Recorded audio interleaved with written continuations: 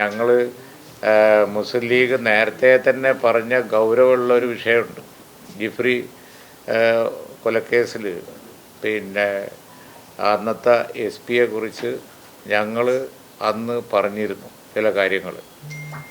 ഇല്ലീഗലായിട്ട് കൊണ്ടുപോയി കസ്റ്റഡിയിൽ വെച്ച് തല്ലിക്കൊന്നതാണ് എന്ന് ഞങ്ങൾ അന്ന് പറഞ്ഞിരുന്നു. അതിപ്പോൾ ശരിവെക്കുന്ന സ്ഥിതിയായി. അത് ശരിവെക്കുന്നതാണ് വന്നിരിക്കുന്നത് ആ പോയ എസ് പിയെ കുറിച്ച്. അത് മാത്രമല്ല ഈ പിന്നെ അദ്ദേഹത്തിൻ്റെ ഒരു സേന ചെയ്തുകൊണ്ടിരിക്കുന്ന പരിപാടികൾ വാസ്തവത്തിൽ ഈ എയർപോർട്ടിൻ്റെ പുറത്ത് വെച്ച് പിടിക്കുന്നതിനെക്കുറിച്ച് പല ആരോപണങ്ങളും അതുപോലെ തന്നെ അതിനെക്കുറിച്ച് അമർഷമൊക്കെ അല്ലെങ്കിൽ തന്നെ നിലനിൽക്കുന്നുണ്ട്. ഇതൊക്കെ പിന്നെ വേറൊരു കഥയായിട്ട് അൻവർ ഇന്നിപ്പോൾ അവതരിപ്പിച്ചല്ലോ. അതൊന്നും ഞങ്ങൾക്ക് അറിയില്ലായിരുന്നു. പക്ഷേ നടന്ന കാര്യങ്ങൾ ഞങ്ങൾ അറിവിൽ വെച്ചിട്ടാണ് ഞങ്ങൾ ഈ എസ് പി നിഷ്പക്ഷമായിട്ടല്ല അന്ന് പ്രവർത്തിച്ചുകൊണ്ടിരിക്കുന്നതെന്നും ഇദ്ദേഹം ഒരു സാധാരണ ഒരു പോലീസ് ഓഫീസർ പ്രവർത്തിക്കുന്ന രീതിയിൽ അല്ല പ്രവർത്തിക്കുന്നത് എന്നും ഒക്കെ ഞങ്ങളന്ന് പറയുകയും അദ്ദേഹത്തിനെതിരെ പ്രത്യേക പ്രക്ഷോഭം ആരംഭിക്കുകയൊക്കെ ചെയ്തതിൻ്റെ കാരണം അതാണ്. അദ്ദേഹത്തെ പിന്നെ ജില്ലയിൽ നിന്ന് മാറ്റണമെന്ന് ഞങ്ങൾ ആവശ്യപ്പെട്ട് പ്രക്ഷോഭം നടത്തി. മാറ്റുന്നവരെ അത് തുടരുകയും ചെയ്തു.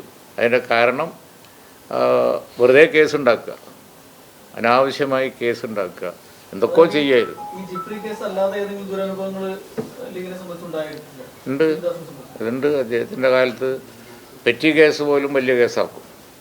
കേസിൻ്റെ എണ്ണം കൂട്ടും ജില്ലയിൽ. എന്നിട്ട് മലപ്പുറം ജില്ലയെ ഒരു കേസിൻ്റെ സ്ഥലമാണെന്ന് ആക്കി തീർക്കാനുള്ള പരിപാടികൾ. ഏറ്റവും കൂടുതൽ ക്രൈം റേറ്റുള്ള ഞങ്ങൾ ആരോപണം ഉന്നയിച്ചാണ്. ജില്ല ഒരു ക്രൈം ജില്ലയാണ് എന്ന് വരുത്തി തീർക്കാനുള്ള പരിപാടികൾ.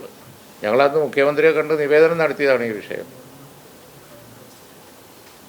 അവസാനം വലിയ പ്രക്ഷോഭം, നീണ്ട പ്രക്ഷോഭത്തിൻ്റെ ഫലമാണ് അദ്ദേഹം അവിടുന്ന് മാറിപ്പോയത്. ഇല്ലീഗൽ കസ്റ്റഡിയിലാണ് വാസ്തവത്തിൽ അന്ന് ആ മരണം ഉണ്ടായിരിക്കുന്നത്.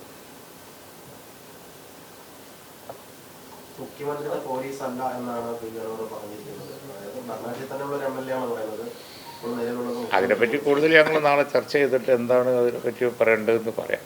എല്ലാം കൂടി ഇപ്പോൾ നമ്മൾ സ്വന്തം പറയുന്നത് ശരിയല്ല. നാളെ എവിടെയപ്പോൾ ആലോചിച്ചിട്ട് അത് പറയാം.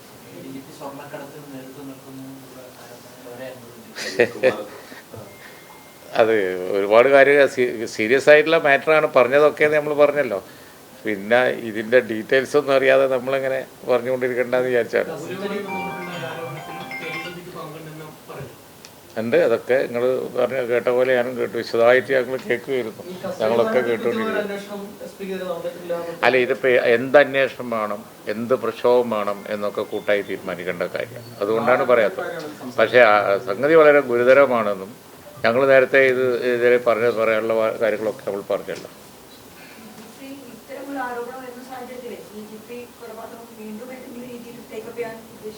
സി ബി ഐ അല്ലേ അന്വേഷണം?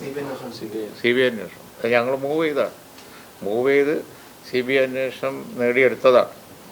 എസ് പിയെ ട്രാൻസ്ഫർ ചെയ്തു. അതേപോലെ തന്നെ സി ബി ഐ അന്വേഷണം കിട്ടി.